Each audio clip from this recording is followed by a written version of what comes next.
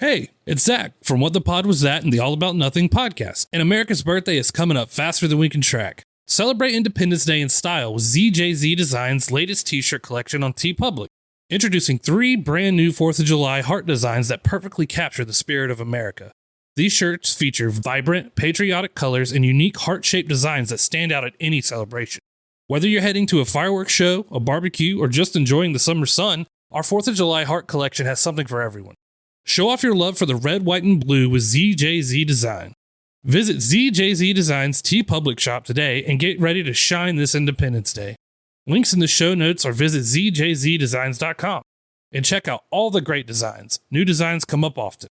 ZJZDesigns.com. This episode of the All About Nothing podcast is sponsored by Everplay Sports and Social Summer 2026 Adult Sports Leagues. Registering now through May 20th for kickball, softball, volleyball, pickleball, bowling, and more. Visit everplaysocial.com for details and registration. Do it now because these leagues will sell out. It's a great way to get off the couch and hang out with friends while doing enjoyable, fun activities. Again, visit everplaysocial.com and sign up today. The All About Nothing podcast may have language and content that isn't appropriate for some. Listener discretion is advised.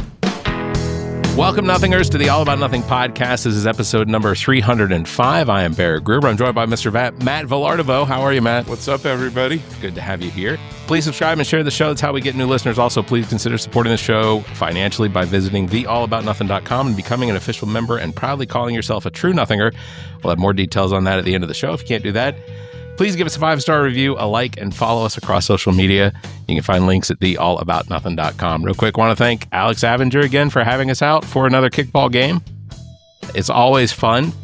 And honestly, everyone should sign up to play kickball or softball or pickleball. They took cornhole off for the summer because apparently it gets really, really hot doing cornhole in the summer. Strap on that ZJZ design shirt and That's call right. up Everplay Sport. Go do it to it, man, right? After going to a Soul House Sessions, Yeah, right? go ahead and Soul House Sessions. I like it, man. And then you can go to the South Carolina Comic-Con. Yeah, there you go. What else can we toss in there? I can't think of anything We else. could go way back in time and start talking about what was the Muff the Producer. Yeah. Well, his music's still at the end of the show, so listen to that. Check out Muff Producer on Instagram. Yeah. You are leaving South Carolina. Yeah. What is? I guess the big question is what's the influence behind that? I mean, it's just economics, man. Our lease is up at the end of May. And the rental company just keeps raising the money on our lease, and it just didn't make sense to us to just keep that cycle up. Fort Mill was never like really where we were going to stay for the long haul either. We kind of moved there as a place to go raise the kids and relocate to because of a job offer for me. And we never intended to kind of make that the long-term settling spot.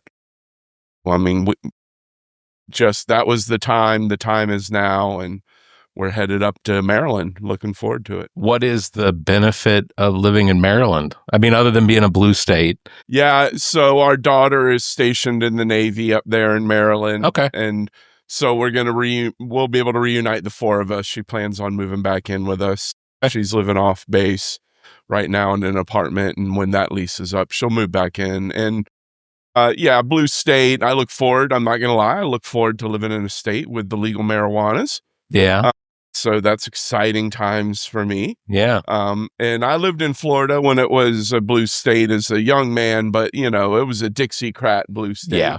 Yeah. So a little different vibe than most folks around here would know when we talk about blue states. So I do look forward to that. And I know the area very well. You get 4 legit seasons, a little more of an intense winter up there than you get in South Carolina.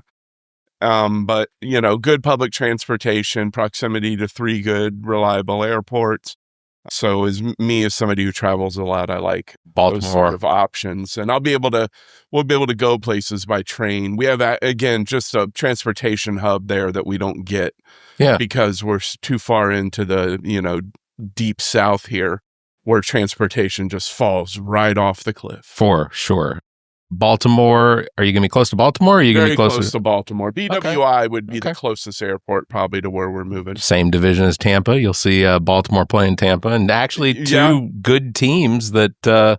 For now, right? I mean, Right. once they add these two new teams and realign baseball, we're going to see, I think we'll see all that. Thankfully, I hate that the Rays play in the same division as the Yankees. Yeah. The Orioles. I want the Rays to be out of that division. Yeah, ultimately, I'm really hoping that realignment and the additional two teams will bring a team to Charlotte, because then it'll kick me out of the Braves' greater marketing network, and then I won't have to pay $100 a year to watch the Braves play.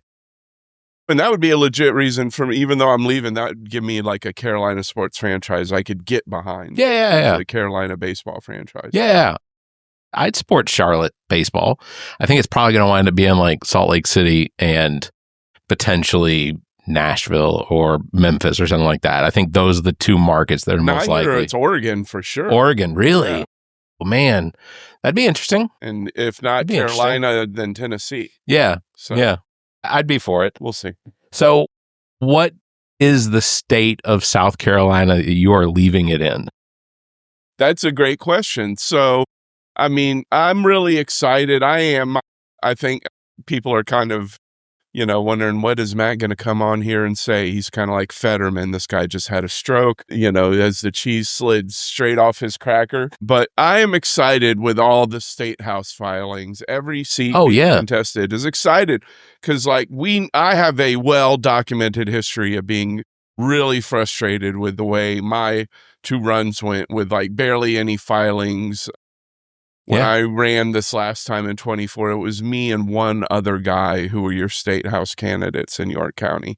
I was going to say, I think that you should absolutely take credit for there being 100% Democratic representation on the ballot across the state. Well, I mean, I do what I can, but for me, I'm really happy that happened. And I give most that credit to Heather Bauer and the comeback people. When I saw that press conference, I was a little miffed at the way they lined up folks at that press conference. Yeah. There were some folks that should have been at the back because they never leave Columbia, but Heather Bauer should have been standing up front there, really leading that press conference. She put in the work, traveling the state, pregnant, to go help recruit folks to run for office.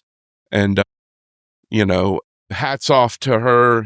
Thank you, Heather, for all your work in doing that. Because, I watch people at that press conference who we begged for help for years just sit back in Columbia and do nothing. Yeah. So, that effort was not unnoticed from her. And there were others there who put in the work for sure. But there were others there who, I don't know why they were there or what it is they think they did. But that's just the way it goes, right? That's Everybody's there to dislocate their shoulder to pat themselves on the back. Yeah, that's very true. Yeah, 100%. But, I'm curious. I think with those kind of numbers, statistically speaking, we should be able to flip more than 5 seats, right? There are seats that are in South Carolina in the House of Representatives. There are seats that are not being contested by Republicans this go around. And there are seats that, I know two folks, George Blumenthal and Catherine Redwine over in the Low Country, they're contesting seats that have never been contested by a Democrat. Yeah. They've been held by long-term Republicans, and they've never seen a Democratic challenge. Excuse me, that's just a great example of two much-needed competitors. And that's happening in multiple instances around the state. Julie Zimmerman's running against, insert blonde-haired white guy in Irmo. It's and that seat I don't think has been contested for probably 10 years, maybe. It was at least before COVID. Yeah, we're getting competitors in York County to all these seats where these, guys just, what are they? They're DEI hires, essentially. Yeah, of course. To use their own terminology. Most of them have run uncontested. And most of them, even when they do get a Democratic competitor, they never will show up for a forum or a debate. They won't do it again. Yeah. it's going to be frustrating watching things. I hope folks are ready to hit the road. I see some of these state house folks are out there knocking doors already. Yeah, you recently had a visit from a Republican state house candidate, but I want to see that sometimes people are timid to do things, and the door knocking, that's so critical. I mean, people ask how I was able to do it, and it was the door knocking that was how I was able to kind of enjoy any level of success, or able to cover any ground against, this big Republican giant in the state. And you got to get out there now. Waiting is gonna hurt you so bad, and you got to get out. You can't be of this attitude, I got to wait for this Republican primary to level out and see who it is. Right. Let these fools spend their money, fighting each other, determining who's more Republican-y. And, get out there, knock those doors, get your name out there. And that's how you find out what people really want too. Social media is a microcosm of the political verse. It isn't an actual pulse of how people feel politically. If you look, sometimes you see a lot of it is the same four people repeating, it's this human centipede of copy comments paste. And, copy paste sort of mentality. And the real sort of work is done out on the streets, going out into your community and doing that work, going to farmers markets, going to, your local neighborhood bar for whatever event might be there. Yeah. And doing those sort of things, pecking away at a keyboard and just thinking you're going to win an election from the air conditioning of your home. I just don't see that being a sound strategy. No, I agree. Teach their own. Not here telling anybody how to run their business, but knocking doors, sound strategy, and do it now. I mean, y'all really should be out there now doing it just as a, hey, I'm, such and such candidate. I believe running for my old seat is this young lady named Jenny Dench, Deutsch. She should, if she's out there just as an introductory, hey, I'm this person running for SC26. What are some things that are important for you? What should I be fighting in Columbia for you? Yeah. And, that's just simple. I think one of the things that I have noticed about some of the candidates that are currently running, especially against Republicans that have been in their seats for a long time, is it isn't necessarily that they are campaigning as Democrats, but they are campaigning because I see the signs. It doesn't say Democrat for state house. It says so-and-so for state house, kind of like what you did. Yeah. Which I think is absolutely the best way to do it. Telling someone that you're the Democrat or whatever, especially if you're not running challenged in the primary, I think is absolutely the best way to run your campaign, because you can campaign on the issues that you learn as you go through the campaign.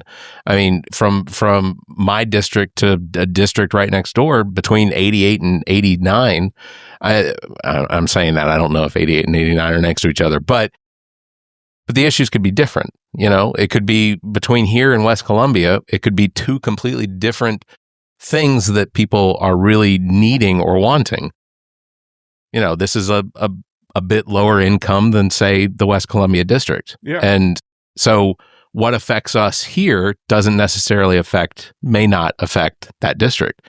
And for candidates to go out and knock on doors and actually talk to the people that they're going to represent and take in all the issues. If abortion is something you feel strongly about, then a candidate should be able to have that conversation with someone and understand, is my perspective on this issue correct? Or is it in line with the community that I'm going to represent?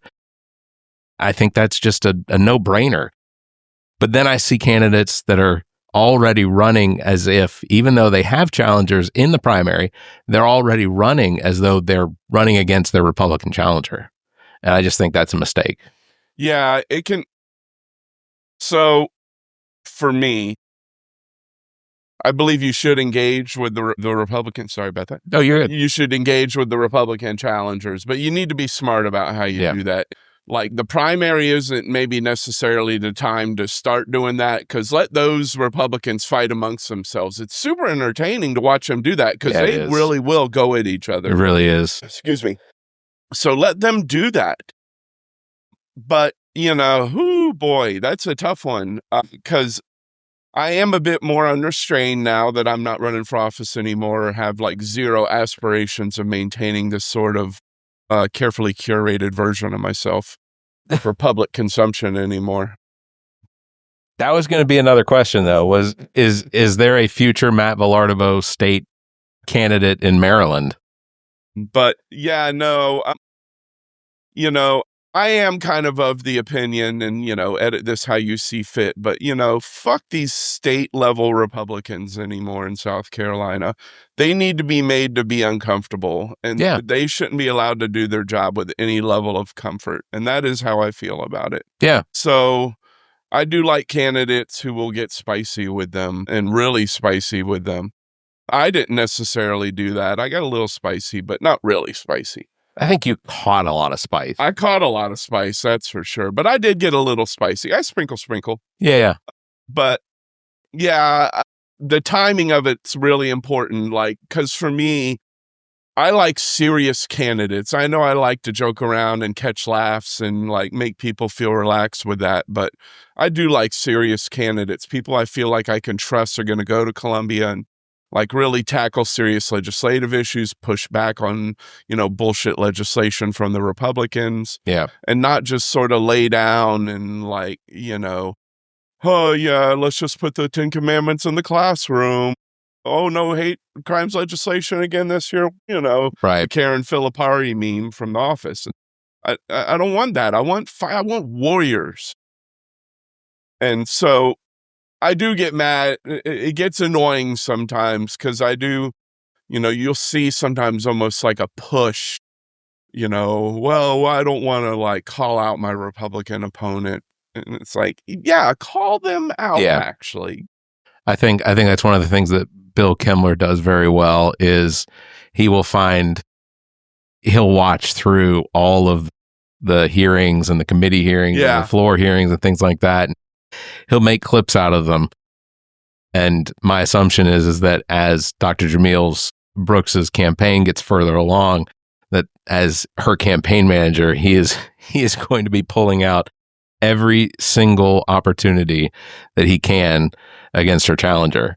Well, a few years ago when he found that little clip of Brandon Guffey referring to South Carolina as like the Silicon Valley of the East Coast, and like wanting like tech data centers here and all this like tech stuff coming here, I was like, oh, Bill, bless you, sir. I mean, because in York County, I mean, the Democrats for the most part in York County, I mean, he's like a clown to us. Yeah. So, anytime you can like find something on that guy. Yeah. It's like, yeah, thank you, Bill. He has his own podcast. Of course you can find stuff on him. He had Jermaine Johnson on it. Did he? I did not know that. I thought it was an April Fool prank when they announced it at first, and sure as shit, Jermaine was. That's interesting. So just to reference back, you had Brandon Upson on here. Yeah. I remember when Brandon was telling you, listen, if Brandon Brown is out there this time, like these are the times when you kind of do need to talk to that broader audience. And if Jermaine's out there just talking to that Democrat base and only like in those Democrat years, he's kind of wasting a lot of time. So I think that was smart of Jermaine. As painful it is to see him sitting there yucking it up with those two goobers, he needed to be on that podcast talking to that audience. Yeah. I'm going to have to go back and watch, what is their name of their Politics and Pints? I kid. I mean, listen, Guffey in particular, he's definitely, the other side of the coin to me in a way. I like going back and forth with him. He's and you're right. I will say this about Brandon Guffey, that I absolutely, he likes mixing it up. Yeah, he does. And he is an equal opportunity political discriminator. He will go after Republicans, especially in normal situations. He will go after them if there's, the RJ May situation. Yeah. Unless you're Josh Kimbrell. Oh, yeah. So I wanted to bring this up So back in 2014, then an upstate conservative Christian talk show radio host, now a South Carolina state senator, Josh Kimbrell, was accused with sexually assaulting a child, a 3-year-old. According to the warrant from the Greenville Police Department, Kimbrell fondled and sexually assaulted a 3-year-old victim. So this year, back in February, and just... Hold on. Just because Josh Kimbrell likes to sue people. Yeah. Let's wrap that little segment up with Josh Kimbrell. Those were ended up being unfounded by DSM. So that's what I was going to... I want to immediately Yeah. mention that, though, because Josh is like out there suing firefighters and other attorneys. And just in time for his campaign for Republican gubernatorial nomination, the state solicitor dropped the charges. And they were unfounded. Yeah. But regardless of that, during your 2024 campaign, you had an incident that was pulled out of a basement in Tampa from when you were much, much younger, longer ago than 2014, where I'll just say David Martin used against you in the campaign. Now, what happened, whatever it was that happened, those records were expunged, correct? Correct. The charges had been dropped prior to that. Yep. They found out about this on a Google search, not Right. because they did a background check on Right. me and it turned up through a legal background check, but because they dug around on page 5 of a Google search. Right. On a newspaper article. In that situation, again, and not related to anything having to do with minors or anything like that, you received backlash from David Martin, who is current state representative for District 26, Brandon Guffey, our Secretary of Treasury or Treasury Secretary in South Carolina, Curtis Loftus. There's no forgiveness on the Republican side when it comes to what it is they can use as ammunition. But on their side, it's all forgiveness, ultimately, all the way up to the president. That is, it's got to be something that eats at you. Yeah, it is. Like, I'm very supportive of like keeping kids off social media and keeping like predatory practices of social media companies at bay. And that is something that Brandon's also deeply involved in. So we end up at similarly branded events. And I went to something that he was at, and I have to like sit and listen to this guy brag on himself about how he believes in showing people grace, and he believes in forgiveness and not putting his foot on people's throats when they're already down and kicking them. People, and it just, I'm just like, is he doing this to mess with me? Because you just want to stand up and go, but. It does eat at me, but you do learn. Jermaine Johnson once told me, he's like, I know it's hard. He's like, but you gotta, you can't hold grudges when you're involved in this world, and you really gotta learn to just kind of brush stuff off your shoulder. He said, but man, I know. He's like, you get pissed off as all hell with some of the bullshit people say about you with impunity. Oh yeah, as if they were a witness to it or involved. And I try my best not to like repeat it. Sure. And it's hard. Sometimes I do want to like, get back after people, but it doesn't like further anything. The war award stuff and the like back and forth bickering, it's immature. Unbecoming. So, but yeah, I mean, it is super frustrating, right? Because, and then you see them like going on their podcast and apologizing because they said, I accuse so-and-so of supporting David Pascoe and, and they're all apologies. Yeah. I get a kick out of them both. Sessions kills me because he's like the king of folksy. And I think it was Jon Stewart. He was like talking about one of the U.S. senators getting like really folksy. And I was like, it reminds me so much of Sessions, because like anytime Sessions has to defend something or like actually like get on top of the mountain and defend something, he gets like crazy folksy. He's like, well, golly, ducks, dadgummit, I'm not going to put up with this guff. Yeah. And it's just super entertaining to watch. That's how you can tell, like, as they're wearing their master polos, and it's like, These guys are just not like me. Yeah, that's similar to watching Lindsey Graham go on my Fox News. Dropkick Murphys shirt. Love it. It says fighting Nazis since 1990. You're going to be in Maryland. You'll be able to see more well, I guess Charlotte's close, but I'll be able to see Baltimore, way more concerts, dude. Baltimore kills in concerts. DC, Baltimore, all of it. I'm just an hour train ride from Philly and places like that. Yeah. I am as little as I want to be close to a big city. I am jealous of the locale that you will be able to take advantage of. Oh, that's and I'm a big music guy. So yeah, we're going to see Muse in July. Looking forward to that show. It's okay.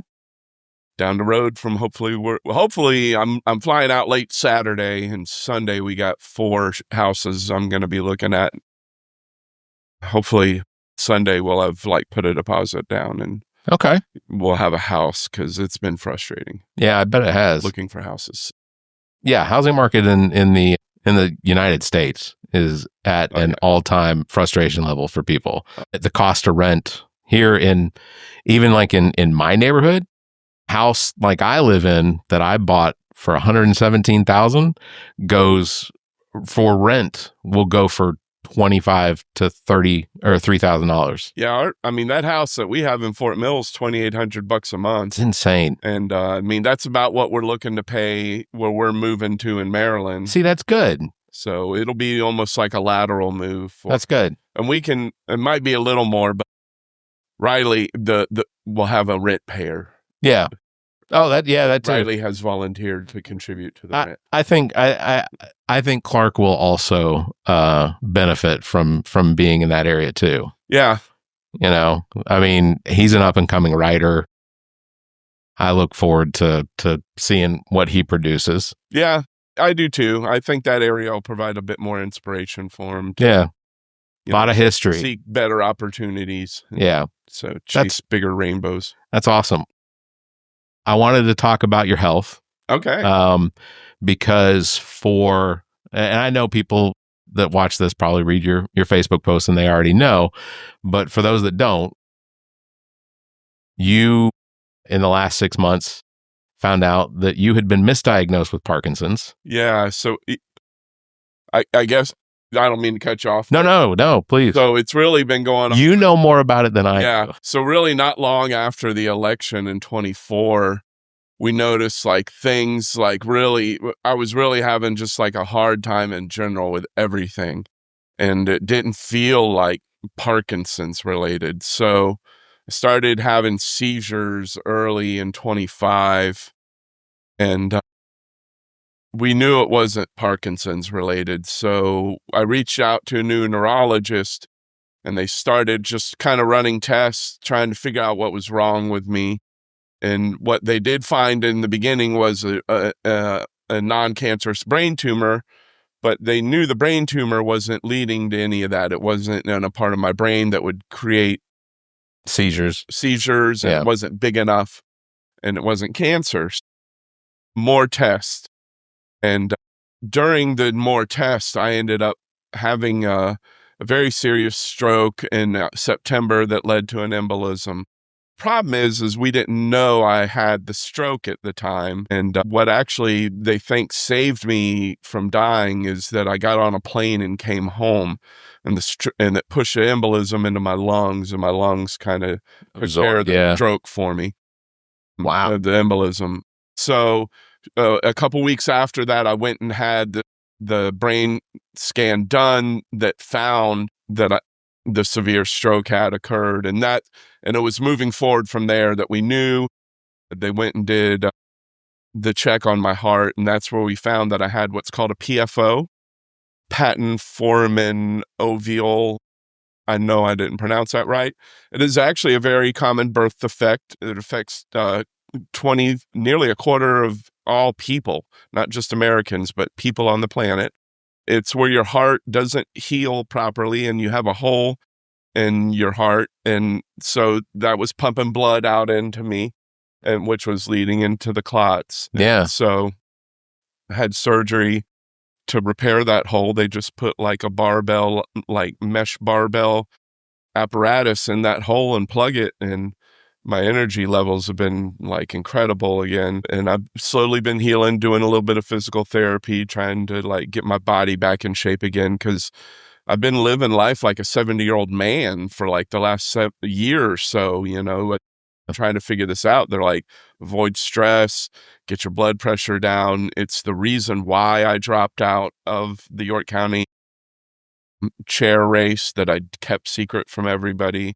Yeah, I didn't know it. They were like, I mean, I knew you were dropping out. I didn't know that they was. were like, you got, I don't imagine you being involved in politics is helping your stress, Mr. Vilardebo. Well, even if you were healthy. And my blood pressure was of concern because it wasn't just the high blood pressure.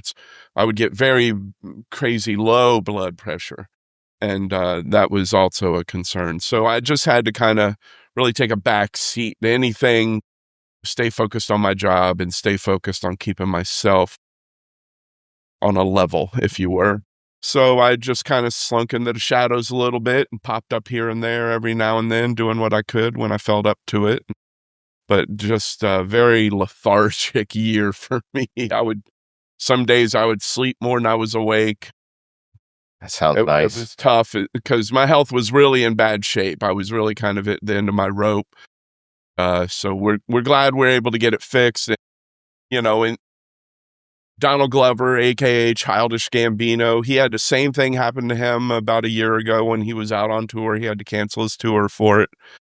So this happens to people. So if you're out there, just to kind of spread the awareness part, if you're dealing with frequent migraines or unexplained frequent, severe headaches, or bouts of like dizziness or lack of coordination, get yourself checked for stroke activity. They never checked me for that when they were doing the Parkinson's scans. They never performed any brain scans that would check me for stroke activity. When they did the MRI with contrast and they were showing me, years of scars on my brain from the mini strokes, I mean, it was shocking to me. I was, it was hard to process finding out that I had spent 5 years thinking I had Parkinson's, getting pumped full of Parkinson's meds, being treated for Parkinson's, being a Parkinson's advocate, being all over the media as a Parkinson's guy, and I don't have it. And all these people I met and grew close to still have it, and I had to deal with a lot of like weird mental health stuff coming out of that. I'd have to imagine so. A little bit of survivor's guilt or, like stolen valor kind of stuff in a way. It's hard to describe, but it was weird. I have to imagine though that the Parkinson's community, your Melissas, your nobody Shaky at all was like, I knew it. Everybody was like, wow. I mean, yeah. Well, they were probably still like, just chance and run with it, man. Yeah. They were probably still like, fuck Parkinson's, but yeah.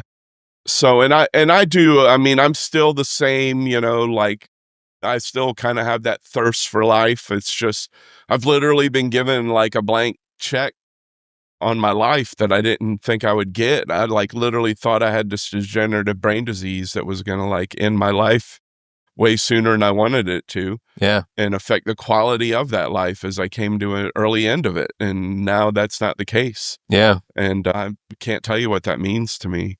So yeah, I'm going to do more with my life. I'm not going to allow myself to, get quagmired down in things that I have in the past. So, but yeah, as it stands now, I don't think I'm going to go to Maryland and run for office necessarily. We circled all the way back around. I heard that question. I'll go and get involved in like whatever county I end up living in. I'll get involved in the Democrat Party. Yeah.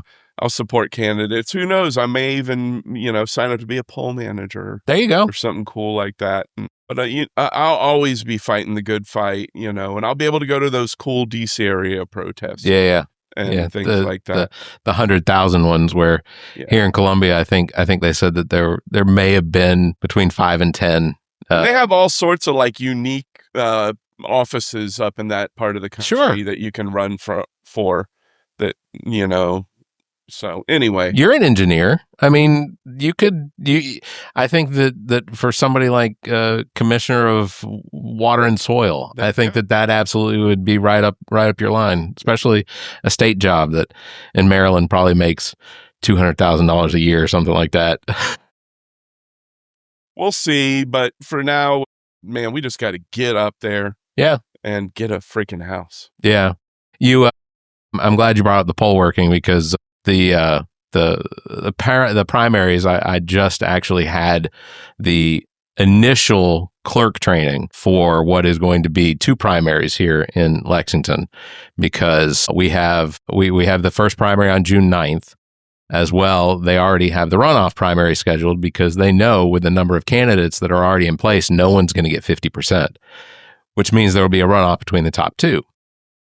There is also going to be an election for the Lexington School District 1 School Board on the June 23rd. So what was described is there will be 2 elections on the same day in all of the precincts. So essentially, people will come in, they will vote in whatever primary they voted for on the June 9th, but then they'll get out after they voted, they'll get in line for the Lexington 1 School Board. So as a poll clerk and having poll managers that'll be working with me, in my head, I'm already stressing out about having to explain it, because not only create 2 queues. Oh yeah, Okay. yeah. We can put them on completely different sides of the building, but That'll help. Yeah, it'll help. But there's already so much confusion. Yeah. I mean, people are people. Yeah, they don't listen or pay attention or follow instruction. In these runoff elections, the things that I think that I have to fight against the most is the people that come in. Say they voted in the Republican primary on June 9th. They come in on June 23rd and they want to vote in whatever primary they want to vote. And sometimes they'll come in and say, I want to vote in the Democratic primary. Well, I'm sorry, you voted in the Republican primary first time around. That's where you have to vote. There is no option. Yeah. And that's state law. But I foresee 2 really busy days in June for me. That being the case, go check your voter registration, please. Yeah. Go check your voter registration, especially if you're a female. Yeah, 100%, especially if you're a female. I think I saw that according to Polymarket, the likelihood of the Save America Act is somewhere around 2% right now being passed. And that's before the Democrats potentially take over the House. And at that point, it falls to 0. Dead in the water. Yeah. So, it's going to be an interesting campaign season. As someone who is going to be an observer from outside of the state, what are some of the things that you are potentially most hopeful for South Carolina? Again, the state house seats getting flipped. I would like to see at least that get back to where it was. Not a super majority by the Republican Party. Yep, I would like back before the first slaughter in 22. Yeah, 2022. 22 when I first ran. That was bad. Yeah. I mean, we took some big hits in 22. I can't remember who was running the state party then. 2022? He was probably slap incompetent, if I recall correctly. I think probably shouldn't be running any more political organizations. I think he's running for a statewide office now. They're not getting my vote. Yeah. And probably won't come on the podcast because the one time that he was supposed to, he showed up at the studio, never confirmed his appearance, and in his office called me. The old studio in the hood? The old one behind the big hotel, yeah. Oh, I'd love to see that little guy show up to someplace like that. Yeah, he showed up there. I get a phone call from his, I guess his campaign manager, something that says, hey, so-and-so is at the studio and the lights are off and nobody's there. I said, you all never confirmed your appointment. And we're not going to show up in the studio and pay studio time if no one confirms. Shout out to GOT Studios, by the way, over here in Lexington. Are they still around? Yeah. Oh, yeah. Dominique still runs that place. He is, it's great on the inside. I love that environment. Yeah. I remember when I first pulled up, I was like, oh, okay. Yeah, a little house. Yeah. I think the one behind the hotel actually used to be a yoga studio, which I don't know how, but it had a little reception area and whatever. And I guess they just did rooms. But no, where Dominique's at now, GOT Studios, he's done a considerable amount of construction in there. So that now, other house. Yeah. Okay. So he's doing really well and continue to hope for as much success comes his way. Absolutely. But yeah, I'd like to see some. That's another plug. GOT Sound Studio. Yeah, I'd like to see some state house flips happen. I would like to see like Democrats take SC1. I'd like to see Matt Ford win that election. Yeah, DeFord's a really good candidate. I think John Vincent can win his election. Okay. I really do.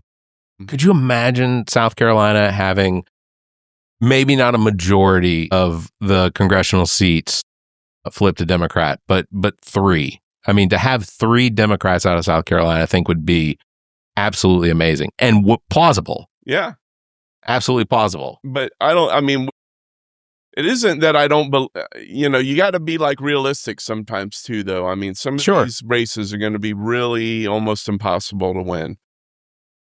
I think one of the Jermaine Johnson. Yeah. I really think he can be our next governor, but man, if he does it, it'll be close, man. It'll be close. It is. Yeah. Ultimately, I think that it's going to be But I think it's his primary to win. Yeah. I don't think anybody's buying what Mullins McLeod and Billy Webster are shilling. No, and ultimately, I don't really see them campaigning. I don't take either one of them serious either. It isn't that I'm like mocking Mullins McLeod, but the whole in his underwear back of the cop car video is enough of an unforgivable for me to say, nah, you're not serious. And then like being Bill Clinton's like guy and like doing the whole payday loan thing. Yeah. Like, sorry, those are like red flags for me. Yeah, 100%. Like, yeah, no, thanks, but no thanks. Appreciate your service back in the day, but no. Yeah, you were the guy that kept the appointments for Bill Clinton. And I'm not saying that I just don't know enough about Willie Webster to be able to have a good idea of what it is he represents, but I know Jermaine. I know Jermaine. Like, I've sat around and like chopped it up with Jermaine in private one-on-one conversations and intimate environments so people don't get to have audiences with Jermaine. And, I was one of the people getting phone calls on that fateful night that we thought, we were going to lose him. And, I was up till, me, I'm in bed early. I was up till midnight that night. It was a weird, kind of thing happening. And then for me, watching the subsequent cover up. Yeah. Where it was like a South Park episode. We were just waiting to see. Yeah. We had nothing to do with this. We were just kind of waiting to see how it was going to play out. That sort of see Jermaine with those people publicly since all that went down. Yeah. FYI. Ultimately, I've already rendered my decision. Jermaine is the guy for me. My vote. I'm giving that guy money any way I can help him. I mean, I've reached out. I've tried to. I want to do an event for him in Fort Mill. I know the clock's ticking on that, but Jermaine got my support, and if anything I can do to help that guy, he can count on me. Well, I'm hoping to have him on the show end of April, probably episode release middle of May. So that's kind of where we're going. Matt, is there anything else you want to talk about before we get out of here? Because you're going to be on a plane tomorrow to Maryland. You're going to be tromping around the suburbs looking at houses. For sure, the burbs of Maryland. So what's edit this how you want when you're putting all this. I'm leaving it all in.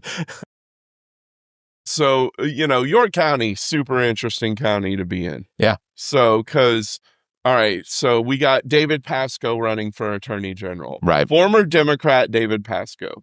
And there's a lot of Republicans who really can't stand that guy. Yeah. And there's a real effort against having him run, because he was an actual Democrat getting endorsed by Biden and helping Democrats win elections in 2024, just that last election. So it's always hilarious to me when I see that flipped in my own county and you see somebody running, say, for Congress who worked so diligently to get David Martin elected to state representative, and nobody has the courage to say anything. And if I say anything about it, it's just me being pissed off because they work so hard against me. I'll comment on that. So that kind of shit pisses me off. Yeah. And I really do. So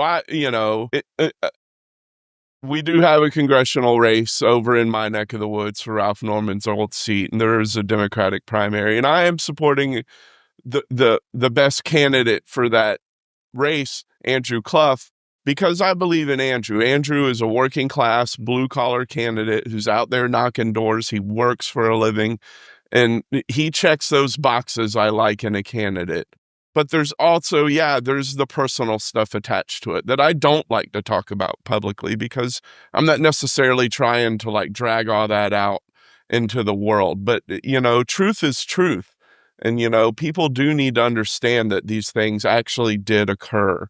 So, so that does have heavy influence on my decision, is that I don't believe we should even allow people to run for office that were like out there campaigning for Republicans in 24 and working to get a Republican elected because they thought that was the safe bet. Right. I've been watching like that. David isn't the darling he was with these Democrat types anymore. I've seen, I saw one woman, in live time, her heart breaking. Apparently she had some intimate conversation with him about a health issue, feminine health issue. And, she confided that in him, and he told her, he's for choice. And, then fast forward to this year and he's flexing his pro-life muscle. Right. And, Yep.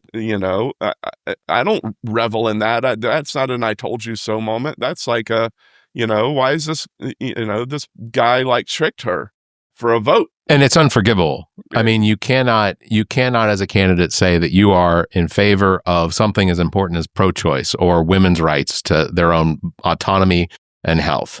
You can't do that sort of thing and then go and just toe the party line. But I did indeed say, hey, folks, you don't have to run the risk of believing that there is this, fictitious being a pro-choice Republican. There's a Planned Parenthood endorsed Democrat right here in Fort Mill you can get behind. Right. So, it was frustrating, but, what you gonna do, man? It's hard to sway. It happened. I can't do anything about it now other than just kind of, shrug my shoulders and, feel bad for the folks who got duped by that guy. It is difficult to sway the people that have shut off their critical thinking skills. Yeah. And like, I don't even know what these folks want sometimes. I mean, I'll back Democrats every time over Republicans. Sure. Just because I sit and have a 30-minute convo with, a Republican state house candidate on my front porch and put it on social media, at no point is she at risk of getting my vote. Right. I'm voting in the Democrat primary. I'm not voting in the Republican primary, first of all. And, I would never encourage anybody to go vote in that Republican primary. Yeah. I mean, again, it's like, choosing between, giant douche and turd sandwich. Again, right. We got South Park imitating life. Yeah. And it's weird. It happens in other counties. I know it's not endemic to York. Other counties face the same sort of dilemmas. But York has an interesting demographic. It's the suburbs of Charlotte and the influence of Charlotte politics. And then that's mainly Fort Mill, though. Rock Hill, I would be shocked if Rock Hill comes out of the election without flipping at least 2 state house seats. That Rock Hill's very flippable. If those state house candidates run good, strong races where they're doing the comparison contrast and they're running they're putting pressure, they can flip them. Guffey's seat is flippable. Sessions' seat is flippable. Randy Ligon's seat is flippable. I mean, I could put a lineup in this room of a bunch of old whites and say, show me Randy Ligon, and nobody's going to be able to do that. Yeah, I think one of the things that's also remarkable.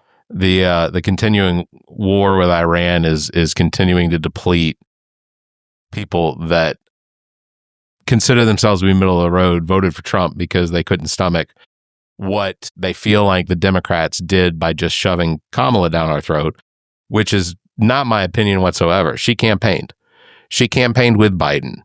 And ultimately, while I still consider Biden to be based on the efforts and what was done during the effective 2 years that he really had, to be one of the best presidents we've had. The number of things that he got a lot done. Yeah. Man. I mean, he did the work. Yeah. And he still doesn't have fucking dementia.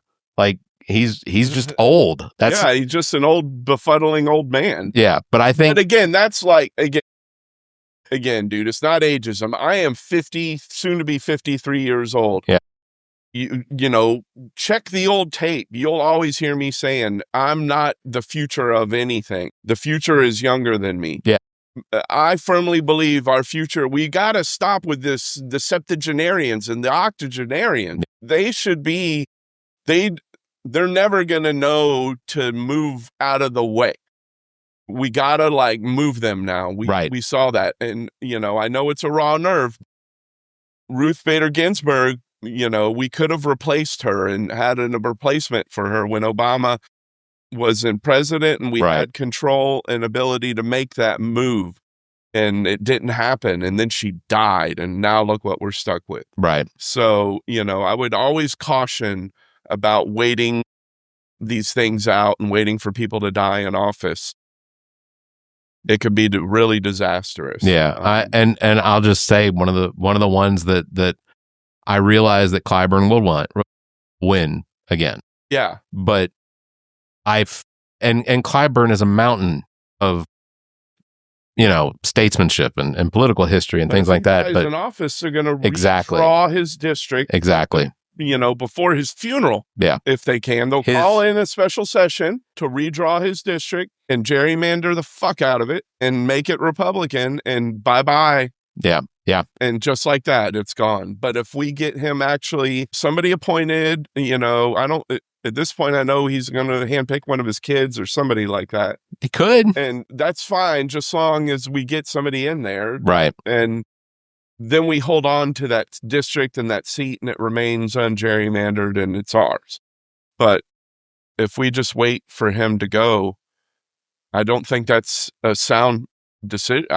Yeah. Listen, what do I know? I'm just an engineer. I believe in things like root cause analysis and, you know, cause failure analysis and defect elimination and continuous improvement. And none of those things exist within the world of politics. Yeah. Efficiency and effectiveness.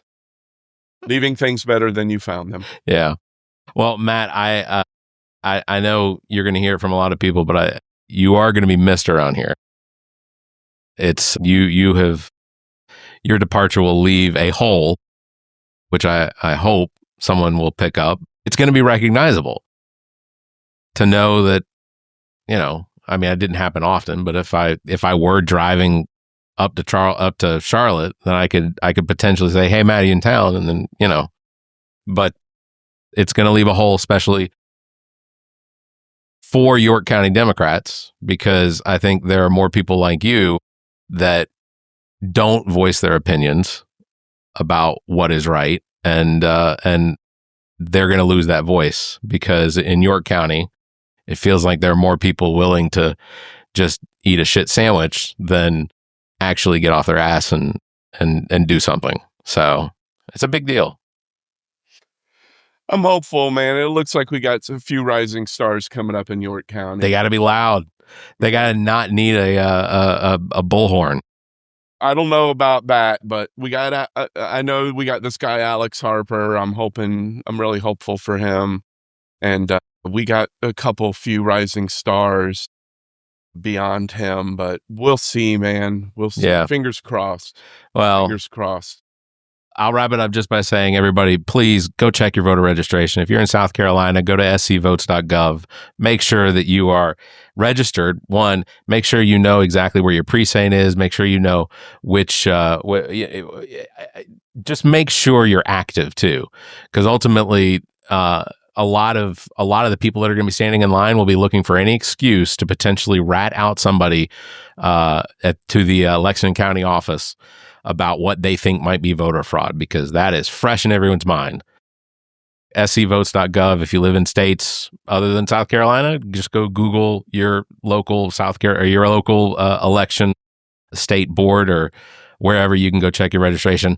There's actually going to be a website active through the allaboutnothing.com where you can check your voter registration too. I'll have that set up here by the time this episode comes out. So do that, because ultimately that's what's going to make it easier for everybody to vote. I know we don't have to worry about the state or the, the Save America Act. That's not going to be a thing. It's not anything that need to be worried about. Donald Trump can't sign an executive order to take over all of the elections nationwide. It's absurd to think that he thinks he can. So just check your voter registration, make sure that everything is as up to date as possible, and then go vote. Because ultimately, like I told Upson, that if you don't vote, then you know your vote didn't count. So, Matt, I appreciate you coming out. Yeah, thanks, brother. And hey, I appreciate everybody out there who I've met over the years. Barrett, Bill Kimmler, Emily, Jenny Ashley, Rajon Lewis. Yeah. So many people. I feel like I'm going to leave some people off. Amy Scott Lundy. Yeah. I was talking to her the other night. She's going to be, she will hear this. She'll be really happy you said her name. But I've just met so many incredible people over the years doing this, and built up like so much hope, like, because a lot of these folks are young and like have like a lot of like, describe this is the stroke brain part not working right. They really can move things in a positive direction, and they get it. They're not like caught up in the bureaucracy and the selfies and the weirdness that sometimes comes with all this. So keep it up, y'all. Hopefully we'll elect Sylvia Wright to State Board of Education. Hopefully we get a black man in Columbia as our governor. And hopefully we can flip a bunch of these state house seats in the state and, man, fix some things in the state. We've seen, that's always what drove me crazy running for office here, and then I'll shut up, is, we've seen like decades of Republican rule in the state have really left us like at the bottom of the barrel, right? We're the part of the hill where the shit stops rolling when the shit rolls downhill. So, we know what it's going to take to kind of get us unscrewed from where we're at. And I'm hoping this is the year we can start to see that happen. So I love y'all out there, those of you who have ever supported me and stood by me and been by me, and even those of you who begrudge me. I still love y'all. I don't curate enemies lists or grudge lists or any of that silly stuff. So, and you'll come down in November to celebrate with Jermaine when he's elected. Down in November to celebrate with Montez Aiken, maybe. So there you go. Y'all take care. And big party. I was just saying big party. Yep. So what's the outro? Oh no, I'm gonna let you. I'll plug you for, or I'll let you do Zach's part. Okay. All right, that's gonna do it for episode number 300, and I had to go back and look. It's going to do it for episode number 305. Thank you, Matt, for being here. I appreciate you driving down and everything. Links to all of our past episodes, podcast platforms, merchandise, and social media are available on our webpage, theallaboutnothing.com. And if you think our financial model of giving away free content and entertainment is silly and you're in the giving mood, why not become an official Nothinger and support the show? Members get early access to this episode as well as exclusive content. Visit members.theallaboutnothing.com, or you can find a link on our webpage. You can also give a one-time donation through the same link. If you'd like to be a part of the show, you can call and leave us a message, 803-672-0533. You can email the show at theallaboutnothing.com, or you can join our Discord server, links found on our webpage. Thanks for listening, everyone. You all stay safe, be kind, and keep your hands to yourself. The All About Nothing podcast is a product of Big Media and produced and engineered by me, Barrett Gruber. Thanks to Cake for our intro music, Sick of You. You can follow Everything Cake, the band, at cakemusic.com. Thanks to Muff, the producer, for our outro music. You can follow Muff on Instagram at Muff the Producer. You can follow me across social media by visiting Linktree/Barrett Gruber, and you can follow Zach King on Linktree/AANZach. Want to support the show? Visit our webpage, theallaboutnothing.com, and become a member. There are several tiers available that give you early access to episodes as well as exclusive content. To find links to our social media, podcast platforms, and merchandise to support the show, as well as past episodes, visit theallaboutnothing.com. If you'd like to be a part of the show, you can email theshow@theallaboutnothing.com, or you can call our number and leave a message. Dial 803-672-0533. If the time between these episodes is more than you can handle, check out our sister shows. What the Pod Was That with Carrie, Zach, and myself. Welcome to Wonderland with Ami. Politically Speaking with Erica, Kirsten, and Emily. And Black, White, and Blue in the South with Dr. Jameel Brooks and Bill Kimmler. Please subscribe and share this show. If you're on YouTube, please subscribe and punch that notification bell. Thank you for listening, and hear us next week.